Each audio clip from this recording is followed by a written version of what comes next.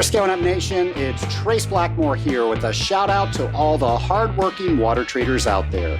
You deserve a partner who's just as dedicated as you are. That's why I want to introduce you to my friends Sarah, Drew, Dave, and the rest of the crew at North Metal and Chemical Company. North Metal isn't just about delivering high-quality chemicals. They're about delivering exceptional support from experienced professionals who understand our industry inside and out. Their unmatched service means they're ready to ship your Northwest brand chemicals when you need them, no matter the challenge. With their commitment to small businesses and long-term partnerships, North Metal and Chemical Company is here to help you succeed every step of the way. Visit scalinguph2o.com/north today and learn how they can support your water treatment goals. Once again, that's scalinguph2o.com/north. North Metal and Chemical Company, serving the water treatment industry since 1921. Welcome to the Scaling Up H2O podcast, the podcast where we scale up on knowledge so we don't scale up our systems. I'm your host, Trace Blackmore. Trace Blackmore, certified water technologist, that is. And Nation, today we are all about something that you need to be prepared for. And we're not just doing it this week, we're doing it next week too. We have a two-part series where we are getting you ready for the upcoming Association of Water Technologies technical training. Now that's coming up just around the corner. Now I'm giving you these big episodes talking about the AWT technical training really close to the date, but I'm not worried about that because I've been talking about this event for months. So I know you are already registered. If you're not already registered, well, we'll have ways on our website that you can do that very easily. But hopefully I will see you there. Mark your calendars, March 10th through 13th. That's going to be in Frisco, Texas. You might be saying, where the heck is Frisco, Texas? Well, it's in Texas. It's also by Dallas. It is a great area. It's a great venue, and I will be there. I hope to see you there. And all this week, all next week, we're trying to get you excited about the event because, Nation, I have to tell you, this is my favorite time of year. I have been going to this technical training. I don't remember the exact date that I started. I think I went in 2001 for my first time. And then I went again in 2002 and then 2003. And I think I've been every year since 2000. Wow. The only year that I missed, actually I didn't miss a year, I missed a technical training, was when my father passed away. I was teaching math at the time, and I did not go to the technical training. I went to be with my dad, and then during that time, he passed away. And that was an incredibly emotional time. And I had all of the support from all of the trainers. If you listen to this podcast, you heard me talk about Bruce Kettrick and specifically what happened during that time. Bruce called me, Bruce supported me, Bruce cried with me. It was fantastic. And that is all because I went to this technical training. Well, I also decided to get involved in the technical training.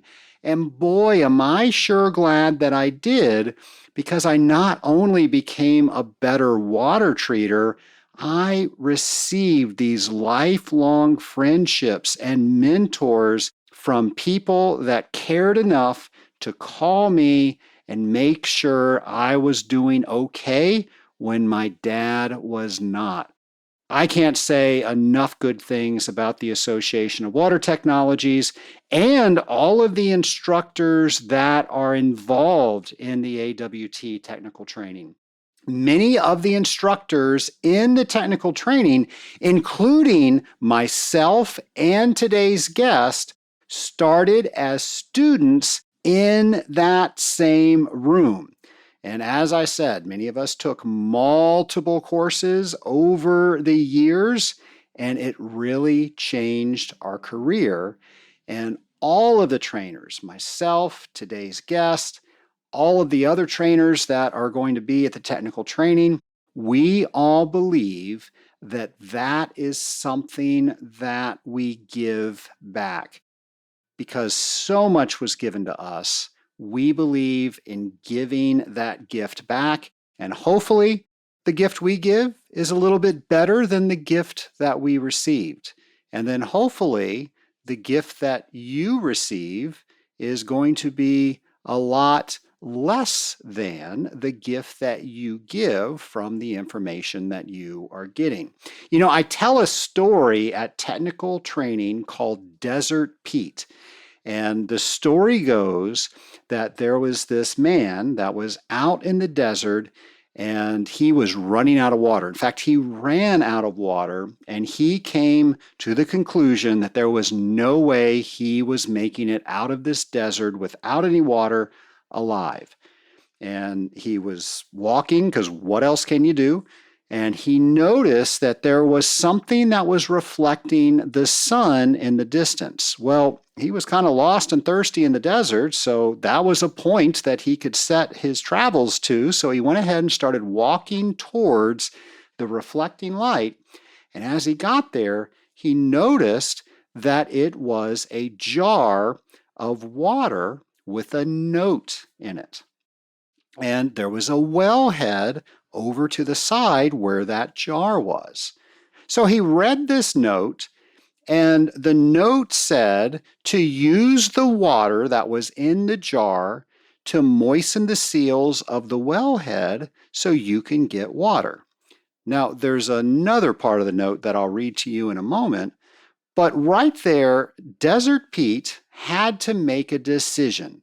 Was he going to potentially waste the water that he has in his hand? He could drink that water, and maybe it was enough to quench his thirst, probably not enough to get him out of the desert, but he had it in his hand right there. There was the very thing that he wanted. He could have taken it and gone on his way. Or could he trust the note, use the water to moisten the seals of the wellhead, and hopefully get even more water? Well, he thought about it. He was like, well, I'm not going to make it out of the desert, so I'm going to go ahead and I'm going to pour the water out into the wellhead so it will moisten the seals. That will make a suction so he can get more water out. So he did that and he started pumping. And guess what happened? Absolutely nothing. And of course, he's tired, he's thirsty, the sun's bearing down on him. He's navigating this wellhead up and down and up and down. And he's just exhausted. He's doing this for about 3 minutes. And now he's thinking, oh my gosh, I wasted the very thing that I needed. I wasted my water.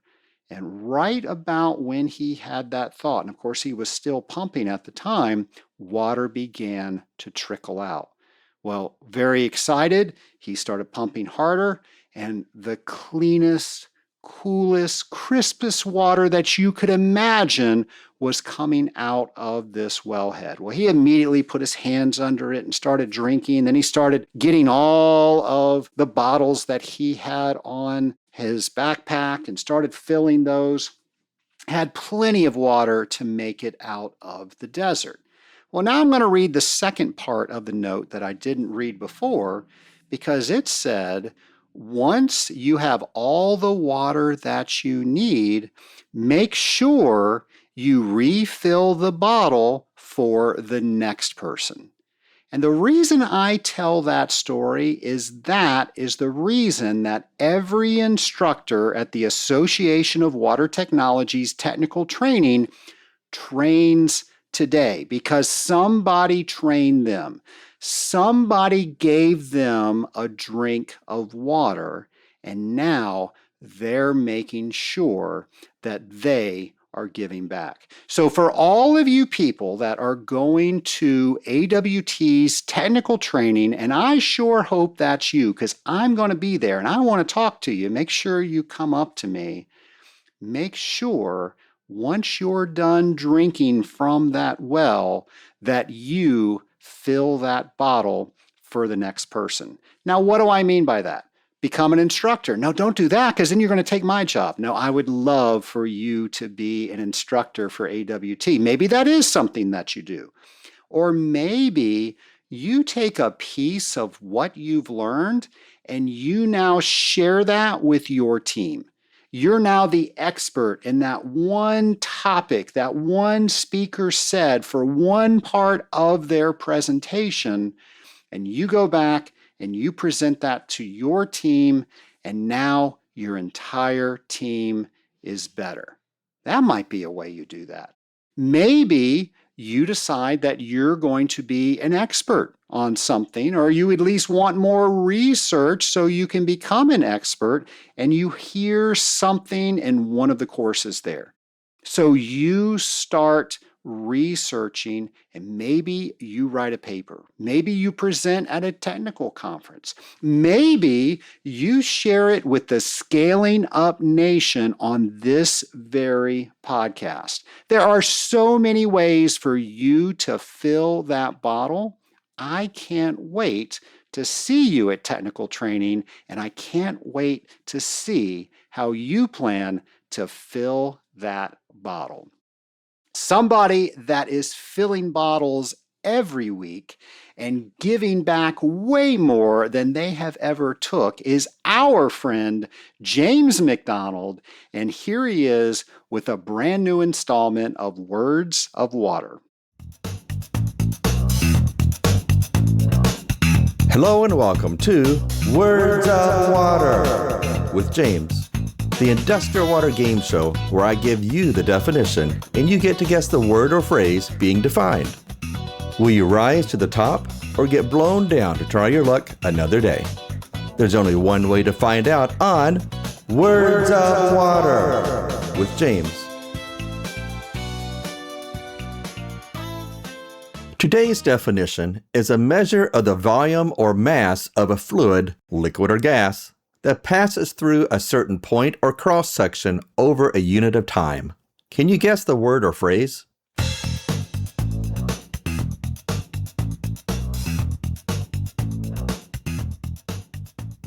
The answer is flow rate. Okay, for those who got it correct, step to the right.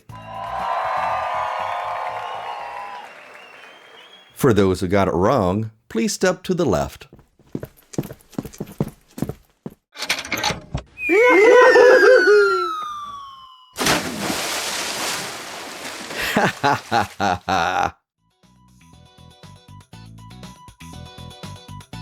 I'm James McDonald, and I look forward to seeing you next time on Words of Water with James. Well, thank you, James. And James, I owe you maybe a little apology. As I was recording earlier segments, I think I was calling it Words with Water or Words on Water. Well, it is Words of Water. So, James, sorry about that. James has been doing this with us for at least 6 years. And every year he has a different installment. He has a different segment with a different name. And it always takes me a little bit to get the new name correct. So several of you called in and said, hey, that's not what it's called. So thank you for that. James, we got it right. It took us a couple of weeks, but we finally got it right. And thank you for all that you do to make sure that we are being the best industrial water treaters that we can be.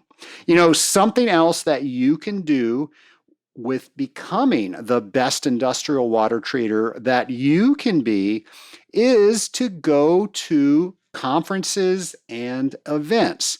So something you might want to look into is the American Water Works Association and the Water Environment Federation is having their Utility Management Conference March 24th through 27th in North Carolina. Now, this is where top water leaders gather to share experiences, strategy, and insight. You can gain insight from leadership peers. You can prepare for your future, and it's all about the whole organization pouring in to the next generation of leaders. So much is going on at this conference. And if you want to find out more, you can go to scalinguph2o.com, go over to our events section, and we will have everything that you need to learn about this great conference. Something else you might want to check out while you're there is the American Boiler Manufacturers Association is having their Boiler Expo March 31st through April 2nd, and this is going to be in Nashville, Tennessee. Now, speaking of the AWT last year has always had a relationship with ABMA, but they have really strengthened it as of last year. And now they're collaborating together, and AWT is working with them to write better standards for boiler treatment, to update some of their ranges that they have for boiler water. So very cool things are happening because these two organizations are getting together. And I believe AWT is going to have a presence at this expo. So you don't want to miss it either. So we're going to have all the information that you're going to need to plan this trip to Nashville, which is one of my favorite cities. And all you have to do is go to scalinguph2o.com, go over to our events page, and we will have everything that you need to learn what you need to learn to go to this valuable conference. Now, the Water Quality Association is having their convention and expo in Miami Beach, Florida, April 28th through 30th. Why wouldn't you want to go to Miami Beach? Now, this is a very comprehensive gathering of water treatment professionals, and it's all about connecting these industry professionals with other professionals, with technology, with know-how, with education and training, and not to mention all of the business opportunities that will be there, as well as their exhibition hall. So all of these items are reasons for you to look into, is this a conference that you want to attend? And of course, what we're talking about today, the Association of Water Technologies Technical Training, which is coming up March 10th through 13th in Frisco, Texas. Hopefully you've already registered, but if you haven't, go to scalinguph2o.com and go over to our events section. We will have information to register for the March 10th through 13th session, as well as the November 11th through 14th session. So maybe you can't make March 10th through 13th. That's okay. They're going to be doing it again in November.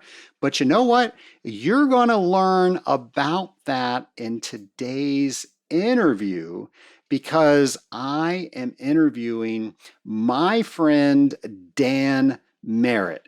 And we're going to be talking about all things water treatment. You're going to learn some inside stuff that I don't think anybody knows about the technical training. I cannot wait for you to hear this interview. I sure had fun on this interview. Here it is.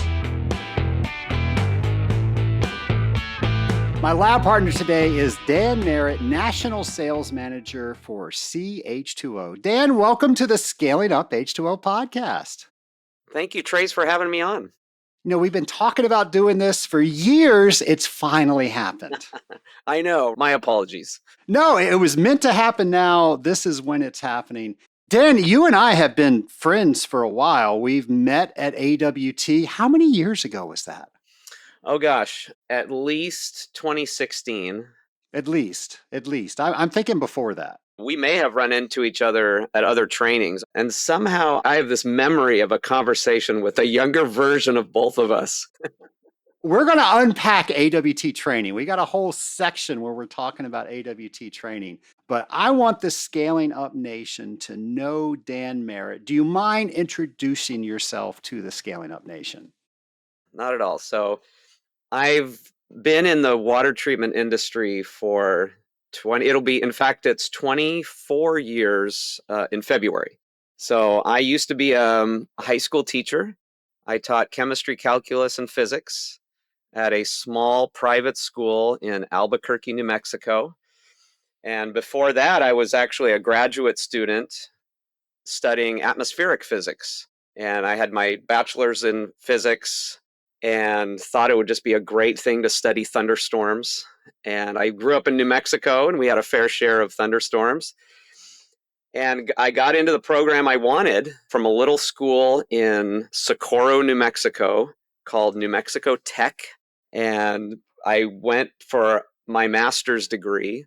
And I actually have had this conversation with many people who've gone on to their master's degree. I loved my undergraduate years. I really enjoyed my college years. I worked for about 3 years after that and decided I should just go back to school. I was doing a manufacturing job, actually at a Motorola plant, was working as a manufacturing tech, and just be like, wow, I don't want to do this for the rest of my life. So I looked into it and applied and got into a graduate program. And I got about halfway, maybe 3/4 away through the first year, and I realized that I hated it. I hated being a graduate student in this school. I didn't necessarily have a negative experience with anyone or any person. It just didn't fit, I think, with what I thought it was going to be. So what happened was I moved back in with my mom, and on a whim, my mom said, well, hey, do you think that you would want to be a teacher and go back to your old high school and see if they're looking for teachers? And the only part of grad school that I really enjoyed was the teaching part. Long story short is I, on a whim, walked into my old high school and just asked if they were looking for teachers. And the next Monday, I got a call at 8 a.m. by Mr. Dave Eggers, who was the principal, and he hired me over the phone. There was no interview. He said, yeah, come on, you're hired. I'm like, well, what am I going to teach? He said, oh, we'll figure that out when you get here. So they had a policy of always hiring alumni. And so I said, sure. So did that for 4 years, and I wanted to teach college. So I wanted to eventually get out of teaching high school and teach college. And I got that opportunity in 4 years. So in 2001, I got the opportunity to be a math teacher at the local community college. And it was during that time that I got a call from Vicki Wilkinson. So Vicki Wilkinson was our vice principal at the school that I taught at. She was married to Gary Wilkinson, and Gary Wilkinson was the sales manager at Industrial Water Engineering. And they needed someone who knew chemistry, and would I be interested? And I didn't know a thing about water treatment. I guess I conceptually knew what a boiler was, but I'd probably never seen one in action. So I went and interviewed with Les Norman. And Les Norman is still the owner of IWE. What was that interview like? So Gary invited me to come in. He said, and Les lived in Colorado at the time. And so he would periodically come down to Albuquerque. So Gary asked, can you meet? Les is going to be in this day. Can you come on in? So I came in, met with Gary, kind of met the team there. I just vividly remember this. We walked into his office, into Les's office, and Gary explains what's going on. I've known Dan for a while here. I was their son's teacher. So I taught their son, Chris Wilkinson, all 4 years. So they knew me as well. And then Vicki was my boss. She was my direct supervisor. So having that kind of intro, Les looks at me and he's like, well, what have you been doing? So I told him that I've been teaching high school and recently been doing some other teaching at a community college. And he looks at me and he said, well, this ain't teaching. And I kind of laughed and I said, well, yes, sir. I realize this is a bit different than that. And he looks at me again and he says, well, you got the job if you want it. And Gary kind of looks at me and like, come on, let's go out and talk in the hallway kind of thing. So we go out into the hall and he says, well, tell you what, why don't you ride around with one of our guys for a while and see if this is something you'd like to do? And again, I had no idea what water treatment was. So that's exactly what I did. I rode around for 3 days with one of their service techs and said, gosh, I think this is something I can do.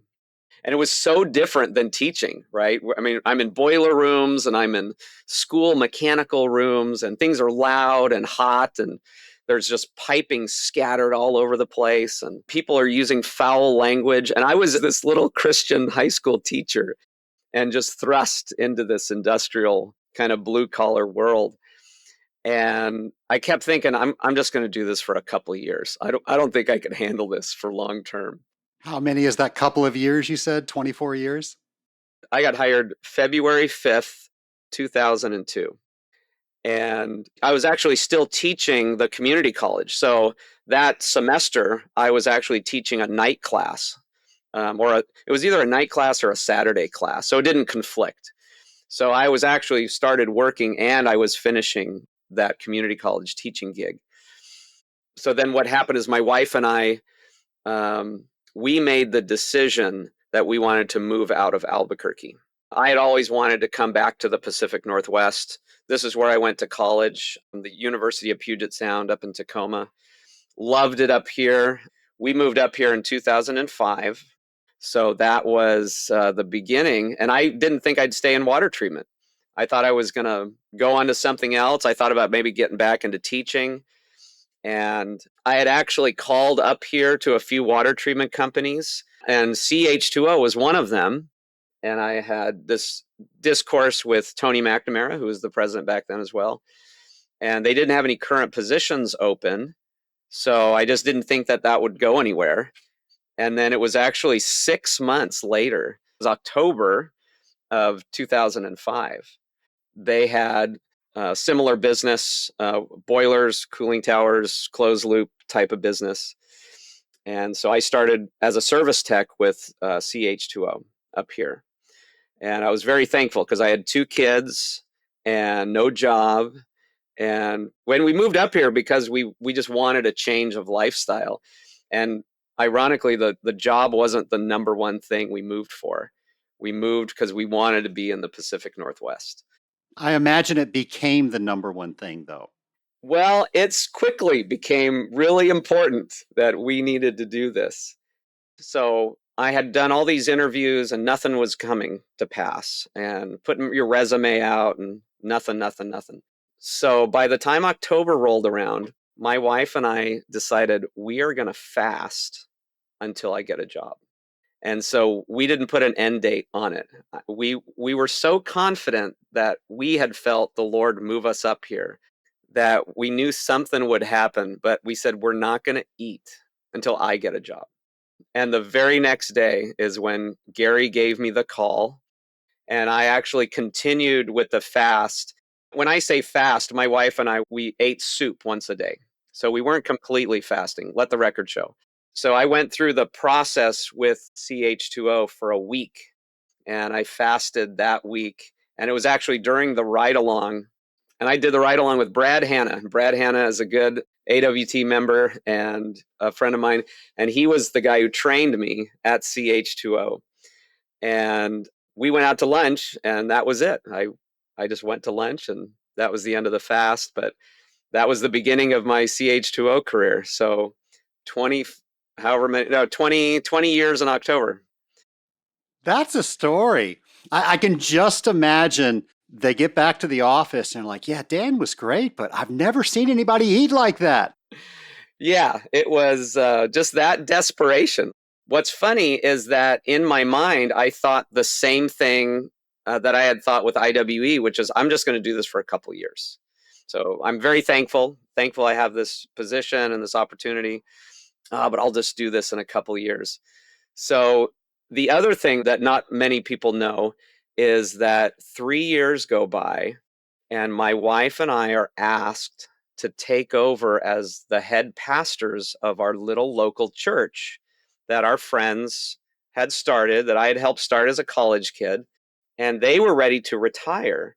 And they had asked if my wife and I would become the lead pastors. And this is not a big church, maybe 40, 50 people. So we decided to say yes, and I thought for sure my career would my water treatment career would fade away, and that we would become the pastors of this church. And a very long story short is that it didn't work out. It just didn't seem like it was going to fit with everybody's agendas and plans. And the unfortunate thing is that the church actually shut its doors and the church actually closed down. It just didn't work out. And here I am with my temporary job of water treatment.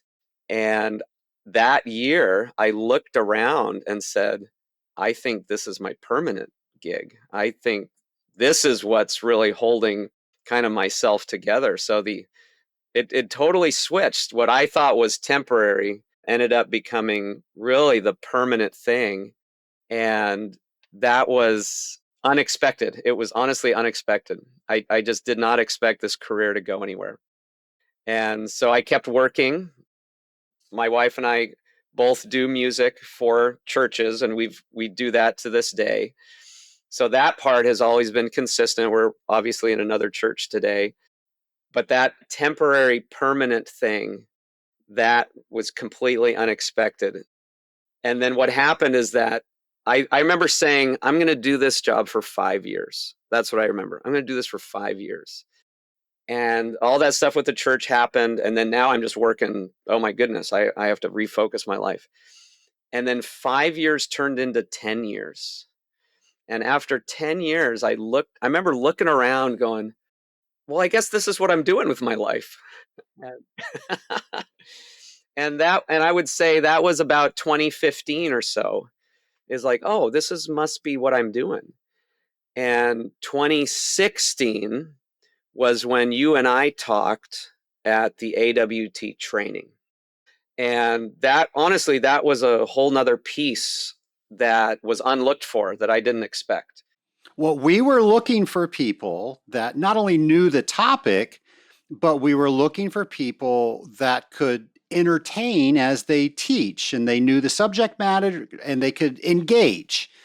And that's not something everybody can do. You're Right. extremely good at that. Well, I think I knew of you, but I didn't know you. And I was asking around, and Bernadette It was Combs, Bernadette. Yeah. yeah, Les's daughter, Yep. said, I know the perfect person. And she connected both of us. You and I immediately hit it off. You came to a training. I think I put you on the spot and I said, hey, go teach this. And you did a fabulous job. I thought Mark Lewis didn't like me. So, Mark, if you're Everybody thinks that. Mark's a teddy bear. so you had me come out in 2017 in San Diego and do service tech reporting. So I had put that together and I got to watch fundamentals and application. And that was my first experience. It was also my first experience to be able to meet with some of the other trainers on like a more personal level. And there was a dinner that it was either you or Mark who said, hey, we're all going out to dinner. Do you want to go? And Bruce Ketrick was there, and Frank Lacrone, yourself, and Jim Lukanich was in that mix. And I totally felt like a freshman who I was always feel that like senior. that at AWT. And I just thought that was the greatest thing. And we got into an Uber that for all, I think there were 6 of us total. And it was one of the least professional things that I think. I remember that. And for our rating purposes on the podcast, I think we're going to end that story there. It was a wonderful experience. So I just thank you all for hauling me along. And history was made. And then, of course, you became the chair of the education committee years later. It did happen. So I did that training. Then I actually became part of that online tech training that the AWT was putting together. And it eventually became what's now the intro to water treatment training that you can get from the AWT website. So we were on a task force that was helping put that together. We worked for a couple years. Justin Ranger was on that after I did it. And I got really busy. I had ended up becoming the sales manager in 2018. So I started getting busier. Justin took over that for a while. And then, of course, 2020 happened. But you and I had kind of stayed in contact. I remember you called me in the spring. Gosh, it must have been 2019. And I was fishing with my kids at the Capitola Dock in California, fishing with my kids during spring break. So we had driven down to California, and literally we're just my boys are fishing, and someone calls me, and I look down, it says Trace Blackmore. And I told my kids, I'm like, hey, I got to take this call. Send this guy a voicemail. So you and I talked briefly, and it was about that Colin Frayne was looking to step down from teaching the chemistry class. And would I consider that? And I said, oh my gosh, I think that would be amazing. I kind of joked with you that I said, I can't teach half of what Colin teaches in that course. And you sent it to me, and we kind of reviewed it. And I think my comment was, I could probably teach 75% of what's in this content, but some of this others I can't. And of course, Colin has 60, right? 60 years of experience in the water treatment industry. I said, I'm just a lowly high school teacher, and that's the extent of chemistry that I'm familiar with. And you said something that really helped me kind of overcome that hurdle. And you said, well, think about our audience. Think about the people who come to the training. Most people who come to the training, that is their level of chemistry. There's not a lot of people who've gone on, especially with chemical engineering or chemistry. And when you told me that, I was like, oh, okay, I got it. It's like, I feel like I can do that. And you knocked it out of the park. Well, it's definitely been a joy. It's just been a joy to do that. Dan, you brought an Archimedes fountain to your first class. That was awesome. I did some static electricity demonstrations, and the only time it failed was when we were in Frisco, Texas, a couple years ago, and we had a thunderstorm that was in the morning. It was a morning thunderstorm. It was 100% humidity, and none of my static charge experiments worked in front of 100 people. I felt so embarrassed. I'm like, no, really, people, this really does work. So subsequently, I actually put a video of both of those experiments in the current class, just in case it doesn't work. See, that's smart. That's you learning from past issues and correcting it. And that's really what makes a good instructor. Oh, that person asked me that question. I wonder if I can clarify how I say something so it becomes more clear. And you do that every time you teach. Actually, I had an experience when I taught math. So when I was teaching math in the community college, I actually did teach the Algebra 101, that final semester. And it was mainly adults, like working adults, because it was on a Saturday or an evening class. Again, I can't remember, but I had two ladies in that class that were kind of pains. They were lovely people, I'm sure, but they were a little irritating. So if they didn't get something, they would just blurt out, I don't get it. I don't get that. I can't even remember the concept that I was trying to convey. And they were like, we just don't get it. And I was getting frustrated, like, why don't you get this? I'm explaining this as clearly as I can. And one of the two ladies in the middle of class said, well, look, it's your job. It's your job to explain the material in a way that we can understand it. And I stopped in the middle of the class, and I looked at him and I said, you know what? You're exactly right. And I got up there and I tried to teach that concept. I said, well, can you think of it this way? And we went about maybe 3 different ways to look at this concept until they went, oh, okay, we got it now. And they taught me that lesson, which is you're the instructor. It's your job to convey this abstract material in a way that this crowd is going to understand. And of course, you may not hit 100%, but that is our job. Our job is to take this abstract material, and how can I present it in such a way as that you'll never forget it? When we know that someone's light bulb goes off on a concept, that is the reward of all the teachers, is that when something clicks and they're either inspired by that or the understanding, like the bridge is made for the understanding. And that taught me a lot. And I think in our industry, we definitely have that. So we definitely have that, not just with the AWT training, but just when we train our teams, is how can I take this material and give it to you in such a way is that you now can go out and you can train your customers, you can go out and you can be the expert in the field and be able to communicate, and now they have that information, and that's going to make the business better. It's going to make that account trust you more, and in the end, I just think it's the best business model. Dan, it's such a good mindset. I mean, I'm thinking back to maybe even how I thought in the past, but definitely how I've seen other people get frustrated trying to teach a customer, trying to teach a newer team member. And well, why don't you get this? It's your fault. You should have read more. You should have paid attention more. But you're saying no, it's our responsibility to take this information, to package it in a way so you, not me, you can understand it. And that's the goal. That's right. It's a tall order. Oh, yeah, because obviously we're all different and we're all different personalities. I said this, you heard that. Certainly helped us understand that. Yes, if anybody was wondering, Dan is a yellow. I am a I think I yellow. asked you one question, Dan. It's like 30 minutes in. I've asked you one question. I got my whole day blocked out for this. So This is the first of our 40-part episode with Dan.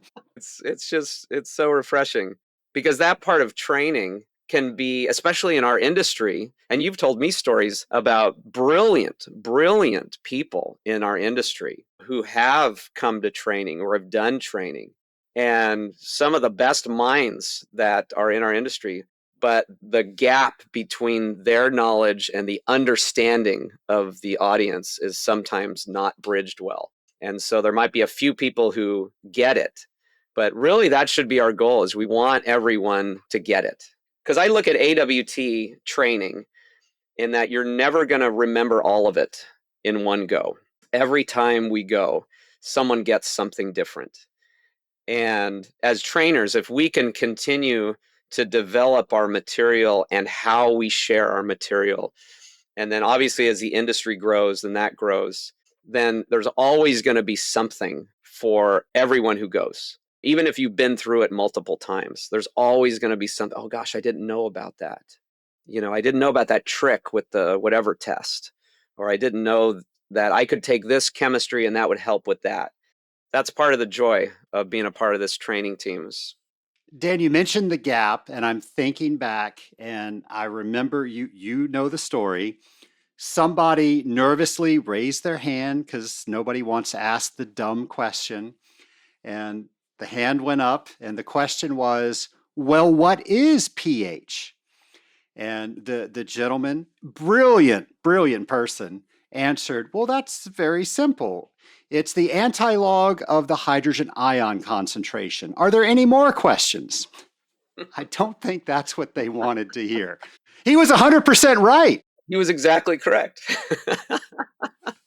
but not for that class. That's right. So I think knowing our audience. And it's interesting. I think that over the last 20 years, right? So I went to my first training in 2002. And wow, that was drinking by a fire hose.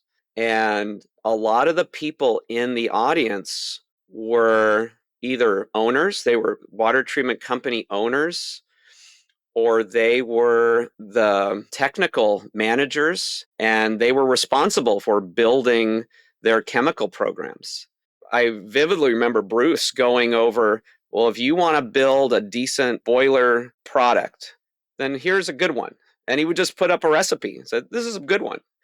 Or a cooling tower, like here's a decent one that'll get you going. And I think our audience has evolved in that a lot. It's not the early owners and technical people going as much. Now it is a lot of the account managers. It's a lot of the people who are in the industry, and they're looking at the CWT as a certification that they want to get, and it's gaining more knowledge in the industry, but they're still in a field or sales level. They're not the owners or the top, at least as much anymore.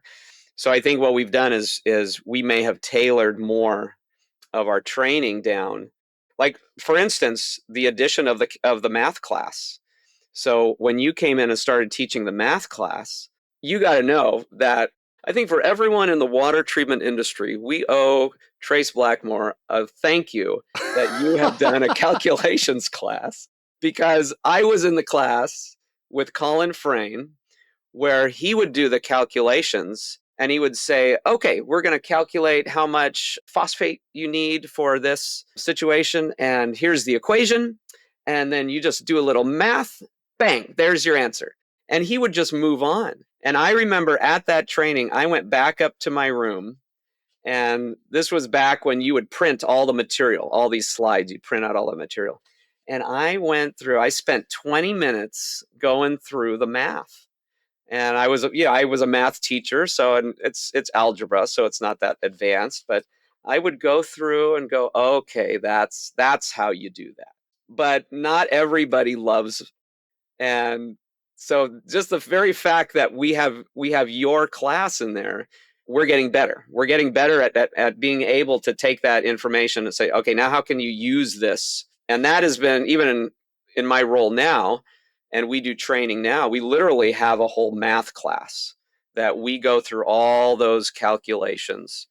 And we may not do it at that level day to day, but understanding that, hey, this is how we got here. This is why cycles matter. This is why if you have hardness in the boiler, it matters. All these different calculations that are going to change our chemistry. Well, I appreciate the compliment on the math class. My goal was one, I saw Jim Lukanich teach, I want to say it was 2002. Mm-hmm. And I was like, oh my gosh, this guy is amazing. And he's such a cheerleader for our industry. And I remember thinking back then, I don't think I will ever have the chops that Jim does, but I want to do what Jim is doing. I remember thinking it back then. And that was a goal that I had. And then I started getting involved in the education committee. And I would get Bruce Kettrick coffee. I think that was my job. And I finally asked Bruce if he had an opening. I would really like to become an instructor. And Bruce, in the way that he asks questions when you ask a question, one of the many questions was, well, what would you like to teach? And I said, honestly, I'd really like to teach math. And he choked on his sandwich because that was the only opening they had and nobody wanted it. And he asked me, he goes, why on earth would you want to teach math? And I told him, I said, math is something I think gets a bad rap. I enjoyed it in school, and I especially enjoy it in water treatment because there's so much chaos in water treatment. Math is the only known axiom that we have. And it kind of quiets the chaos. It at least gets you so you can bundle the chaos so you can take care of it. So I've always been a fan of it. And I don't think people give it what it deserves. Yeah. So Bruce said, buddy, if you want to do math, you've got it. And then I was like, okay, now what do I do? And I received all the slides that Colin was doing. And I was like, okay, well, I can do this. And I am a fan of not doing math in paragraph form. So I had to learn how to use equation writer and all that fun stuff. And I said, you know what? As I'm putting all these equations together, it's not about the equations. It's about understanding why these equations are put together. So then I totally rewrote everything that I was doing. And I went into deep research on why do we have this equation? Why do we have this constant? What does that mean? When I would ask my dad what that constant was, he would say, oh, son, that's a rule of thumb. That was Right. short for he had no idea what it was. We didn't have Google. We didn't have AI. I painstakingly found all of these things by calling people and doing research. And I think that's what people talk about in the class. It's not just, oh, I learned how to do this math. Oh, I learned how this equation was derived. So now it actually makes sense to me. And I don't have to memorize it. I actually see it and it makes sense. That was my goal. Right. And that is something that everybody needs. Everybody needs to be able to look at that and go, there's a reason, even if they're not the person making the calculation, because some of the calculations we do in the field are not as complex. So we want to know how much of this product we need to add to this system to get this residual right in the system. But just what you said, if you know why does this equation is the way it is, then it broadens your understanding of what chemically is really going on in there. And what are the chemical forces that are driving the things that we're seeing? And, we talk about math, right? Math being just such, we can control what goes in and comes out of math, right? But I've thought of this over the years, and especially with boiler systems or cooling tower systems, there's a multiple of forces that are going on. There's all these different chemistries that are going on. And we wish that it was just one thing that's going on. And I think the realization that, yeah, there's probably 5 or 6 or a million things that are going on inside that boiler. And we have to weigh all of that stuff and be able to say, okay, based on all this, then the problem is over here. Or based on these circumstances, then the chemistry is going to go this way. And it's fascinating on how many things can go wrong in a system. But the more that we understand what goes on in there, then the better we are equipped to do that troubleshooting. And then somebody looks at you doing that, 24 years later, and wow, oh, that was easy. That didn't take much. Right, No, it wasn't easy. It took me 24 years to learn how to do what you just saw. right. Or to say, you know what, I know we're all looking over here, but the problem is really back here. And that's just the experience of being in the field and working with other teams. And then hopefully that there are stories just like this that come out in the training. And a lot of times it's the stories that we take away from either our training or the AWT training. And those stories stick in our mind so that it's the math part and the chemistry part, but then the application part. And it's like, oh, I will never put an air lance into a into a softener. I know the story you're talking about. And with the cleaner and the softener, I understand that I should do that very slowly. Now, can you do the Scottish accent that goes along with that? Now, if you don't know what we're talking about, I actually talked about this during Industrial Water Week, where Bruce Kettrick, a hero to both of us, Hero. he was very young in the field. He was cleaning a water softener, and he had some chelant, citric acid, or something in there. Yep. Some resin cleaner. And it was going okay. And the procedure was he put the cleaner in there, he dropped an air lance, and he was slowly percolating to get some circulation with that. And he was like, this is a Friday evening. If I speed this sucker up, I can get out of here sooner. So he cranks it up to 11 or whatever, and it's rolling away, and everything's fine. So he goes and gets a cup of coffee. And when he comes back, the plant engineer, who's Scottish, is looking at the window, overlooking the entire plant, and sipping coffee himself. And I can't do a Scottish accent. I'll try. He goes, Bruce. Angela doesn't like my accent. I can't do one. Bruce, I just have one question for you. How high does the foam have to be before you're finished? Okay, that's a horrible accent. But Bruce then peeks over the window and goes, oh my gosh, there's like 30 feet of foam in this room. So he spent the next 2 days hosing and squeegeeing all this foam down. And then he's finally done. It's Sunday morning. He's getting ready to go home. And I'm not going to put everybody through the Scottish accent the second time. So pretend I have one. The engineer comes up to Bruce and goes, I've got one more question for you. How are you going to get the foam up to the top now that you cleaned it so we can get the last quarter of the wall clean? What about the rest of the walls? That's what he said. What about the rest of the walls? So he had to get a ladder, and I think he said 409 was his cleaner of choice, and he cleaned all that. You and I are never going to forget that story, and we are never going to rush a cleaning like that. So it's things like that that are a joy, right? And we talk about it now, and we'll never forget it, but that happens with training. And part of our job as trainers is how can I convey this information in a way that they'll never forget. And storytelling is one of the best ways to do that.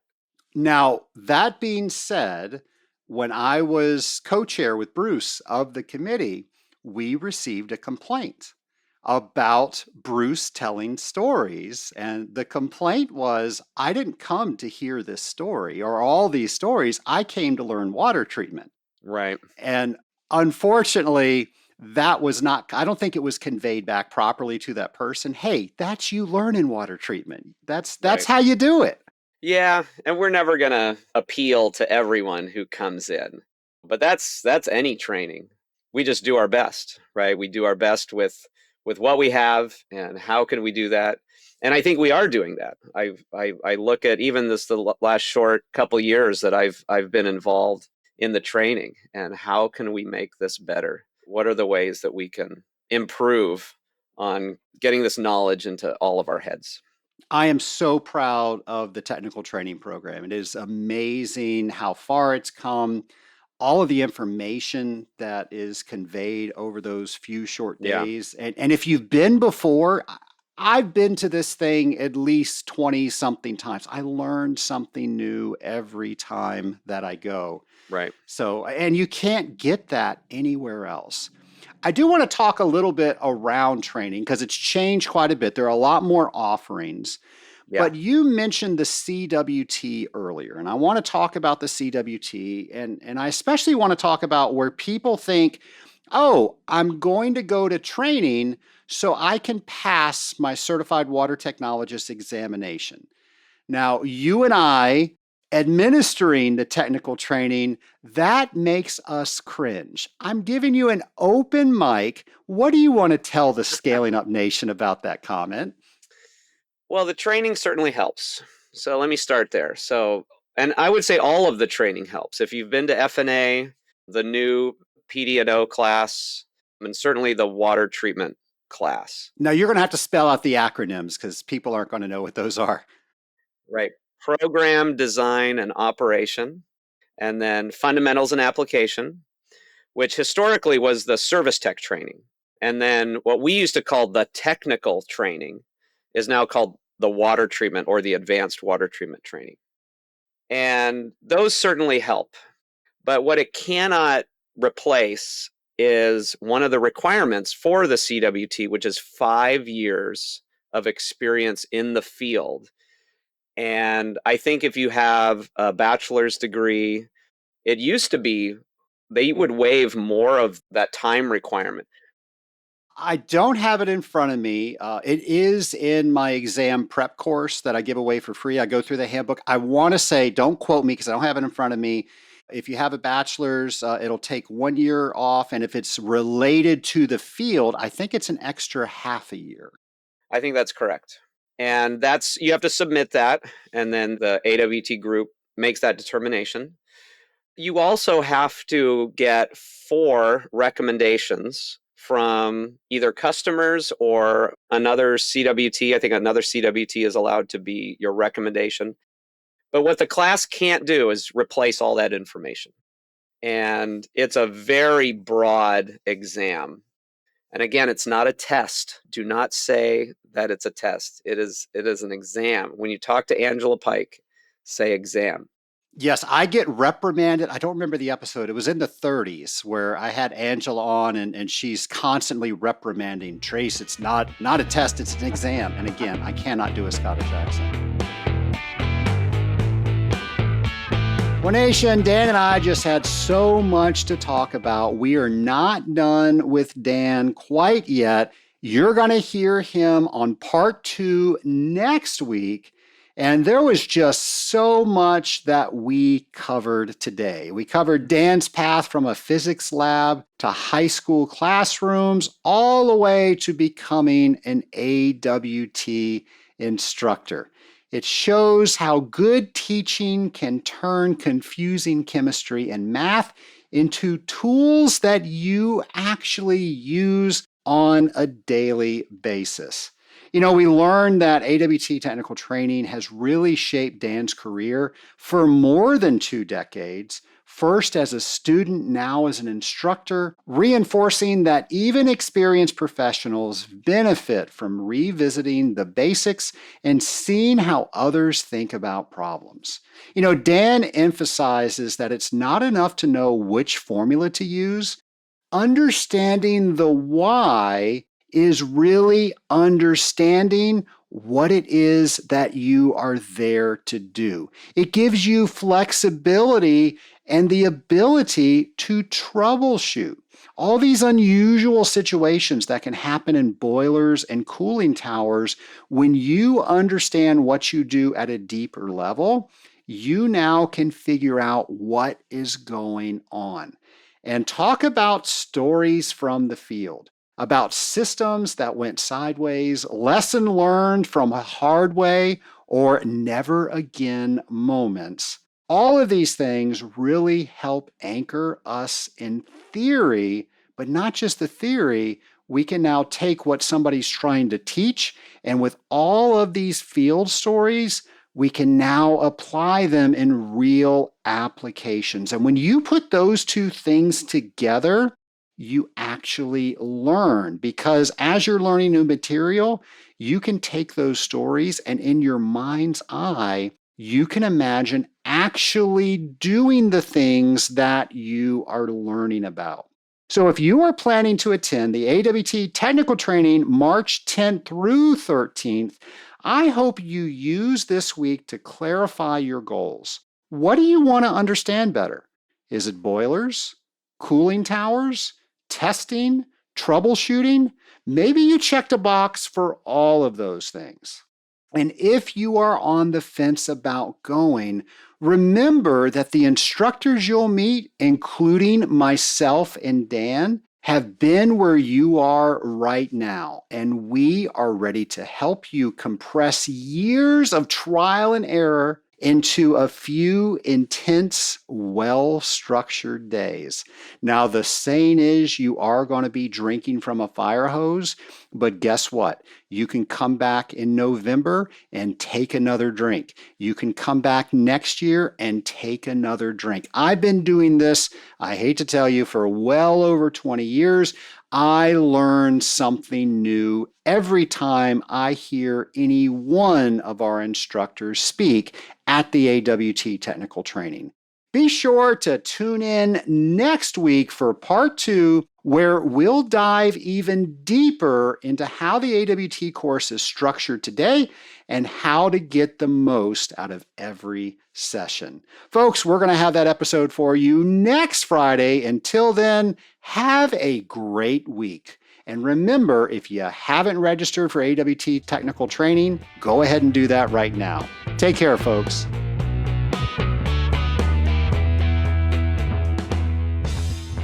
Achieve your goals with the Rising Tide Mastermind. Set your sights on success and let us help you get there. Our mastermind group provides the accountability and support you need to achieve your personal and professional goals. To find out more, go to scalinguph2o.com/mastermind. Once again, that's scalinguph2o.com/mastermind. Find out if the Rising Tide Mastermind is right for you.